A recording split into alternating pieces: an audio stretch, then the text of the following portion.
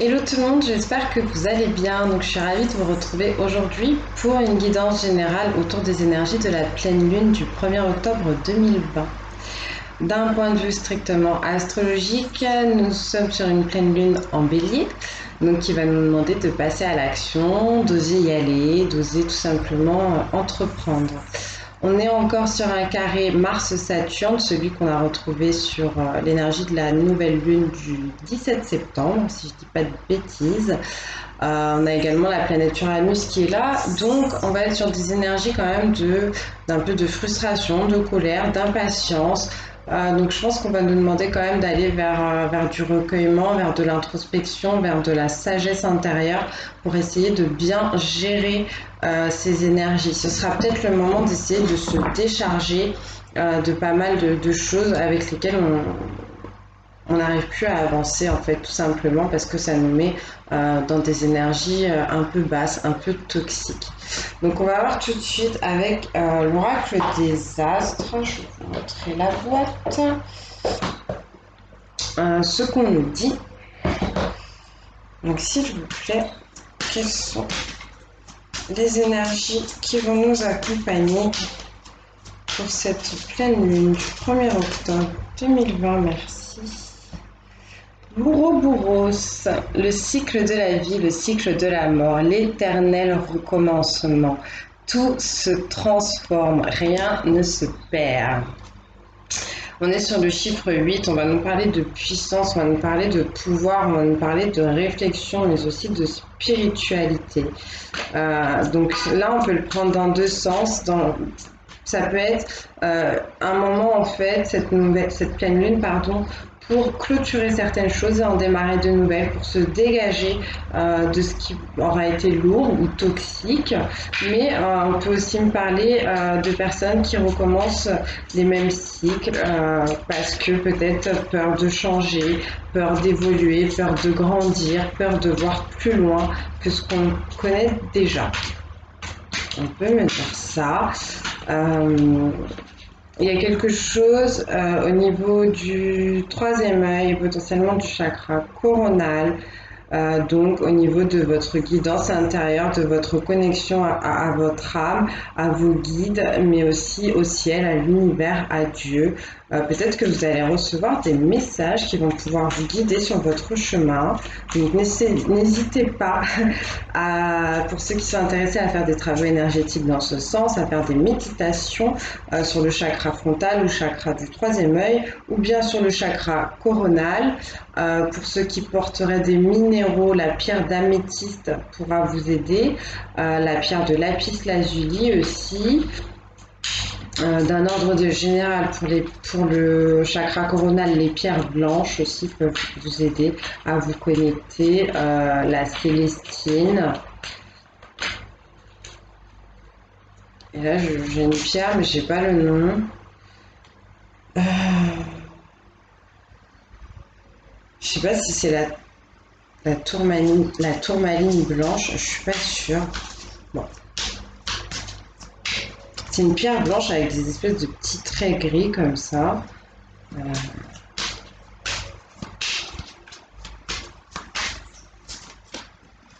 Je suis pas sûre que ce soit de la tourmaline. On parle de l'ancêtre avec le 9. On parle de votre intuition. On parle de choses qui sont ancrées, qui sont profondes en vous. On parle d'une fête, d'une bénédiction, d'un accomplissement. Le 9, c'est un des chiffres les plus importants. Il a beaucoup œuvré, beaucoup cheminé. Il est très sage, justement. Avec le 9, on parle de générosité, on parle de partage, on parle de lumière, on parle d'altruisme. Et le 9, c'est aussi une des marches les plus importantes puisqu'elle arrive juste avant le 10 qui va permettre de vraiment clôturer et de s'accomplir. Donc c'est une marche à ne pas rater. Peut-être que vous avez besoin de fouiller un peu dans tout ce qui est héréditaire et familial.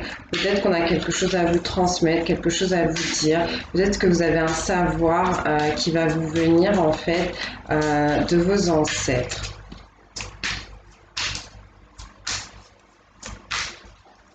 Quelque chose en tout cas en lien avec l'intuition et qui passera très certainement par votre spiritualité et par la communication. Quelque chose aussi au niveau du chakra du plexus solaire. Donc c'est peut-être quelque chose qui vous fait peur d'en apprendre un peu plus sur vous. Peut-être que vous manquez de confiance par rapport à ce qu'on va vous donner, ce qu'on va vous apprendre à savoir. Vous apprendre à savoir, c'est pas très français. Ce qu'on va vous permettre de savoir sur vous, sur vos origines, sur vos racines. Merci. Et là, on parle du bélier. Donc, je vous le disais en début de quittance, c'est l'énergie qui nous accompagne sur cette pleine lune. Donc, une énergie de feu, une énergie d'action. On est sur le 11 qui va quand même demander d'avoir de la stabilité, d'avoir de l'équilibre, d'accord, de savoir se gérer. Mais en tout cas, avec cette énergie de bélier, foncez tout simplement si vous avez des envies, des projets, une vision de certaines choses, après avoir pris le temps quand même de réfléchir, hein, mais lancez-vous, tout simplement. Et là, on parle du partage. Donc oui, partagez vos idées. On est sur le 8, toujours avec beaucoup d'assurance, beaucoup de puissance et de force. On parle de quelque chose qui va pouvoir un peu inonder les autres. Et on parle maintenant du chiffre du cancer, du signe du cancer. On a le chiffre 5, on parle de changement, on parle d'adaptabilité, on peut me parler potentiellement aussi de choses qui bloquent un petit peu. Avec le cancer, on est sur quelque chose de très... c'est le signe, si je ne dis pas de bêtises, le plus sensible. Du zodiaque, le cancer, il est en rappel avec l'élément de l'eau, donc on va me parler des émotions. Donc essayez peut-être de contrôler vos émotions ou du moins de vous y connecter, je dirais. C'est peut-être ça que vous avez besoin de partager avec les autres. C'est peut-être ça. Le blocage, ça sera pour les personnes qui ont du mal à gérer leurs émotions. Donc au-delà des cartes du bélier et du cancer, on peut quand même me parler ici de personnes qui seraient nées sous le signe solaire, lunaire ou l'ascendant du bélier et du cancer. Donc à vous de voir si ça vous parle.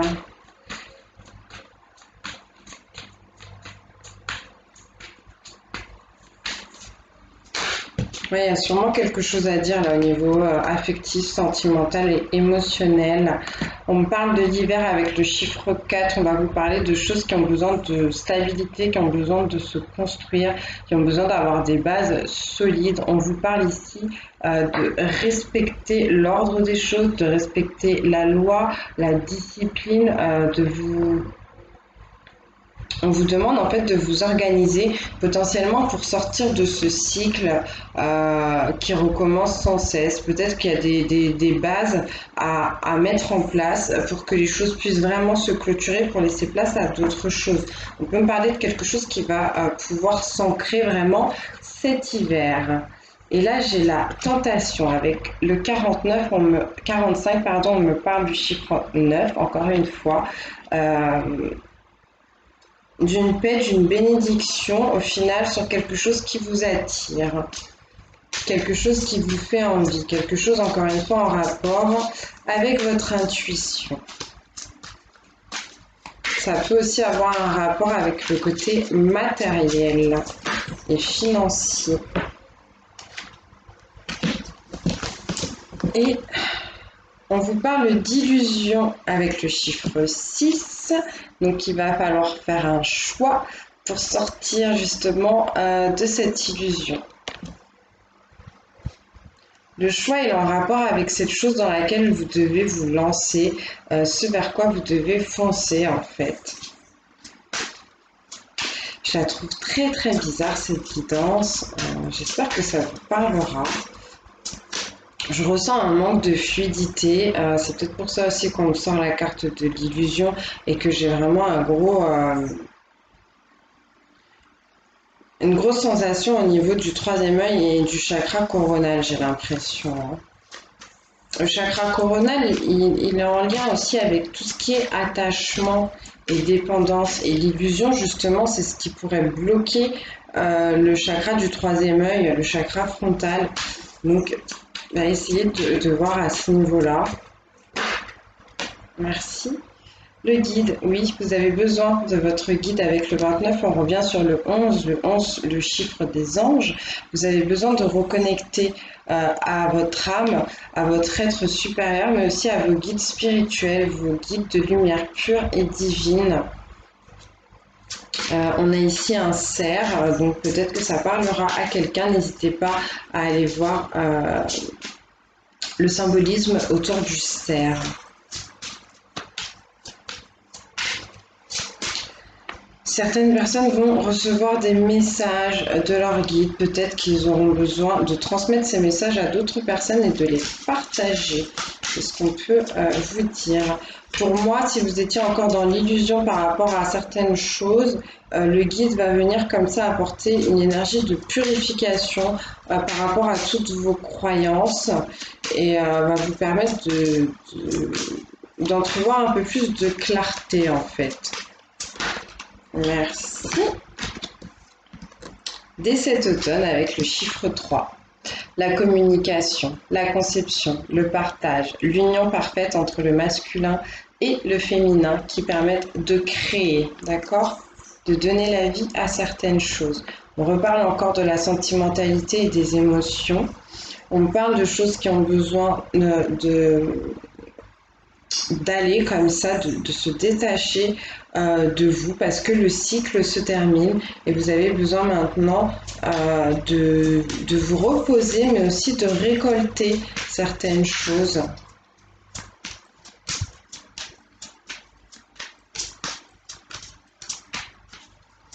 Est-ce qu'on a encore un message s'il vous plaît? Merci, c'est parfait, je voulais 2 cartes, on m'en donne 2. Tac, tac, tac, ça fera 12, ça fera 3. Ok, on me parle maintenant du signe du poisson, donc ascendant, signe solaire ou signe lunaire. On est sur le chiffre 7, 7 chiffre de la spiritualité. Le poisson est très spirituel. C'est un signe qui est vraiment en rapport avec l'élévation, quelqu'un qui chemine beaucoup, qui réfléchit beaucoup, qui justement arrive bien à s'adapter. Et on parle ici du soleil avec le chiffre 17. En fait, on va me parler de réussite. Donc, il y a quelque chose qui va être très fort pour vous. Toujours, il y a vraiment quelque chose, comme je vous disais, ça va bien se passer pour les gens parce que là, on a le poisson, le signe le plus émotif du zodiaque et on avait tout à l'heure le cancer, le signe le plus sensible du zodiaque. On est sur 2 signes d'eau, d'accord, donc quelque chose vraiment en rapport avec les émotions, la sentimentalité. Et pour moi, c'est les personnes qui vont réussir à gérer ça, qui vont pouvoir entrevoir le succès dont on me parle ici avec le soleil. On me parle de vœux exaucés, vraiment de plébiscite. Très bien, très très bien. Et là, j'ai le trou noir avec le 11, encore l'énergie des anges. Le trou noir, au final, qui permet d'aller chercher sa propre lumière intérieure, d'aller un peu creuser dans les profondeurs de son âme et pouvoir essayer de remonter à la surface. Peut-être qu'on a des gens qui vont être un peu perdus pendant un moment dans l'immensité justement de ce trou noir, mais qui vont réussir à passer à autre chose et à avancer grâce, on a la couple l'énergie du Gémeaux. Le Gémeaux qui, lui, sait s'adapter. Donc quelqu'un qui a plusieurs facettes, c'est ça, on dit avec le chiffre 8, c'est que la puissance, la force qu'on peut avoir, en fait, ça va être de s'adapter. Donc il y a des nouvelles choses qui vont se présenter, essayez de sortir de ce cycle de l'ouroboros, d'accord, en vous adaptant à ce qui arrive. Tout simplement. Allez, on va prendre le tarot des gitans, ça fait longtemps, pour voir un peu ce qu'on peut vous dire de plus sur cette pleine lune. Alors ça va être un peu compliqué parce qu'il est très grand ce jeu. Donc pour la pleine lune du 1er octobre 2020, quels sont les messages que nous pouvons transmettre ?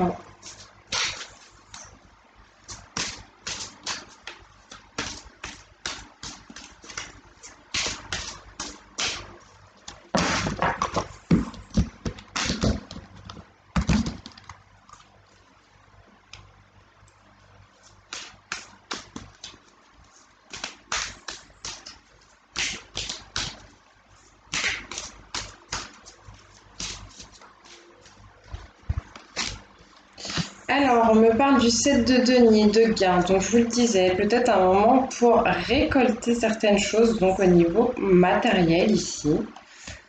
Peut-être que ce serait une récolte en rapport avec la spiritualité, avec ce que vous avez pu faire de spirituel, donc peut-être dans le don de soi, dans l'aide à l'autre, l'aide à la personne, le partage. Et on vous parle ici de 3 de coupe. Donc on a vraiment cette énergie de réussite dont je vous parlais tout à l'heure, hein. C'est très très bien, très très bien.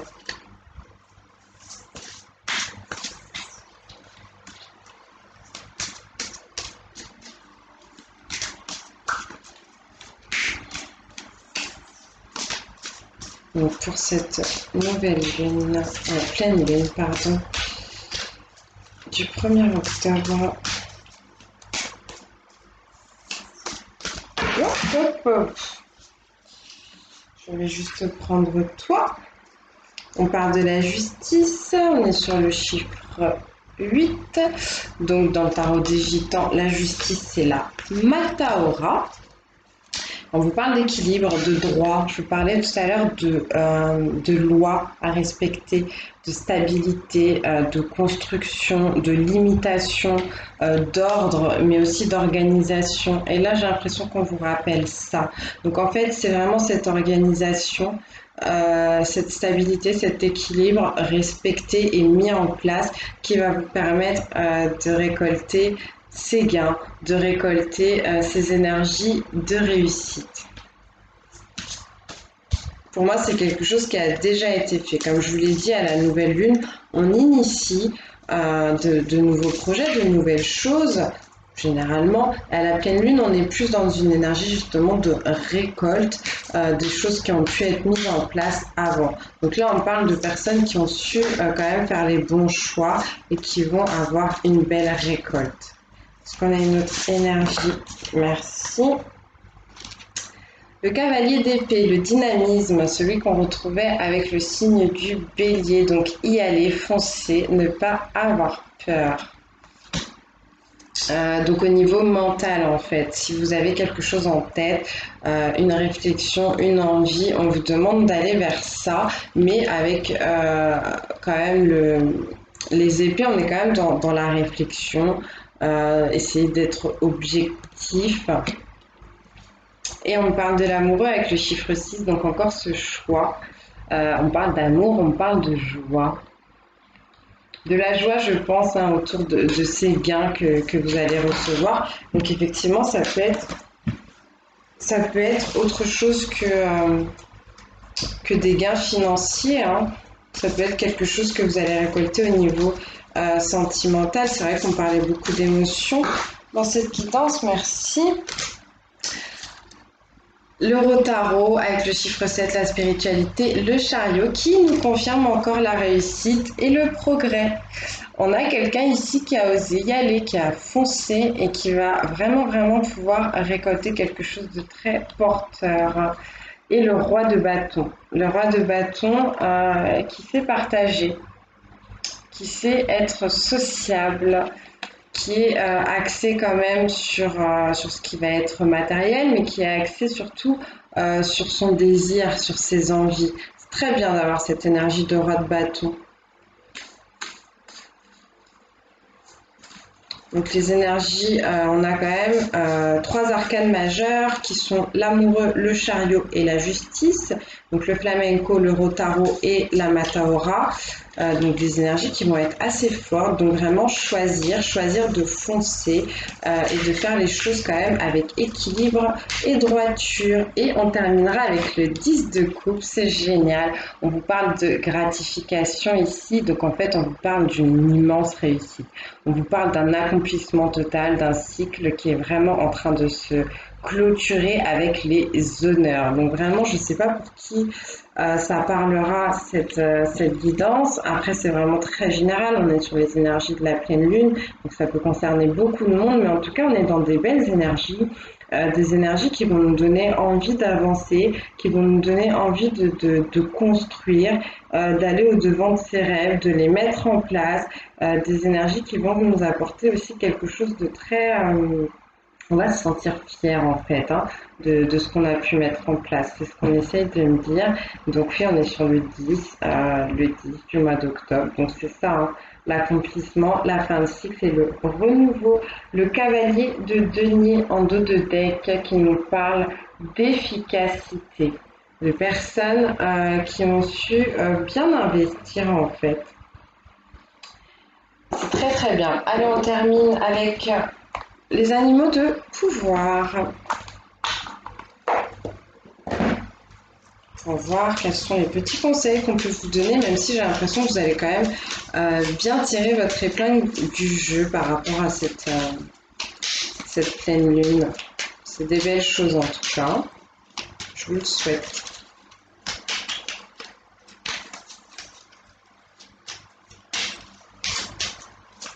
Avec la carte de l'amoureux, on parle de savoir viser juste, de prendre le temps de bien observer sa cible et d'y aller.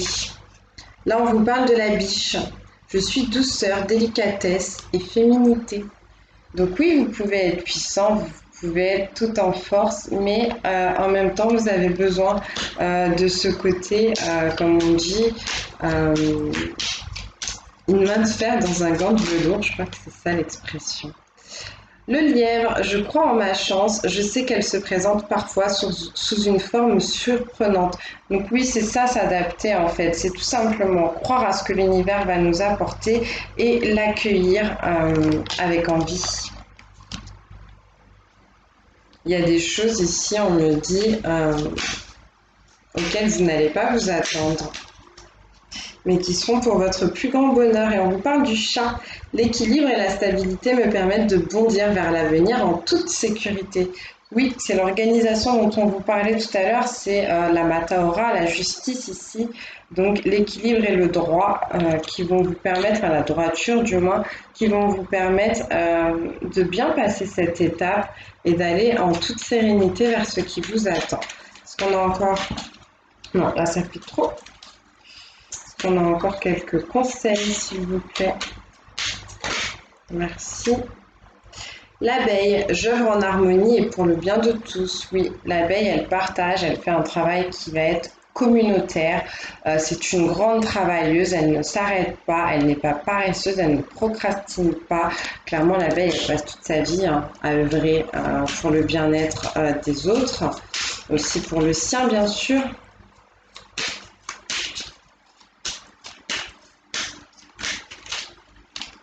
On a d'autres messages, s'il vous plaît. Merci. Allez. La souris, la vérité est dans les détails. J'examine minutieusement ce qui se produit dans ma vie avant d'en tirer un enseignement. Il y a des choses que vous devez bien observer, bien analyser pour ne pas passer à côté. Il y a une leçon à tirer de tout ce que vous avez traversé en ce moment, enfin du moins ces derniers temps. Et avec le coq, on vous dit debout. Un nouveau jour se lève, plein de promesses et la vie m'attend. Donc un cycle se termine bien pour qu'un nouveau puisse commencer. C'est le moment de faire preuve de ce dynamisme dont on vous parlait tout à l'heure. Et on terminera avec la luciole. Ma lumière intérieure brille avec discrétion et délicatesse. Elle apporte sa singularité et sa beauté au monde. On vous confirme ici peut-être ce besoin de travailler sur la confiance, sur l'assurance, sur la relation que vous avez aux autres, faire un travail potentiellement sur le plexus solaire. On vous invite à croire en vous et à croire que vous avez quelque chose à transmettre et à partager aux autres. Voilà, mais écoutez, c'était très sympa, j'espère que ça vous aura parlé, je vous fais de très très gros bisous et je vous souhaite une bonne pleine lune. Je vous dis à bientôt et que Dieu vous bénisse.